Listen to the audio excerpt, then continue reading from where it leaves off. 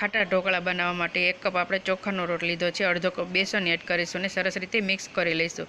હવે એમાં અડધો કપ ખાટું દહીં એડ કરી લઈશું અને સરસ રીતે મિક્સ કરી લઈશું। જોઈતા પ્રમાણમાં પાણી એડ કરીને આપણે એનું બહુ જાડું પણ નહીં અને બહુ પાતળું નહીં એ રીતનું ખીરું તૈયાર કરી લઈશું।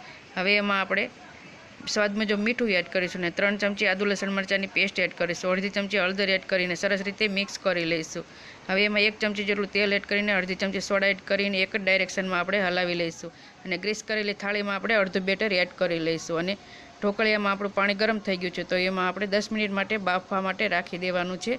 તો ઉપરથી લાલ મરચું અને કોથમીર એડ કરી લઈશું અને ઢાંકીને 10 મિનિટ માટે આપણે એને રાખી દઈશું। તો 10 મિનિટ બાદ આપણા ઢોકળા સરસ રીતે બફાઈને તૈયાર થઈ ગયા છે। તો ઉપરથી આપણે સિંગ તેલ લગાવી લઈશું અને એમાં ઠંડા થાય એટલે કાપા પાડી લઈશું। તો આપણે સરસ મજાના ઢોકળા બનીને તૈયાર થઈ ગયા છે। તો આ રીતે એકવાર જરૂરથી ટ્રાય કરજો અને વિડીયો પસંદ આવે તો લાઈક અને શેર કરજો।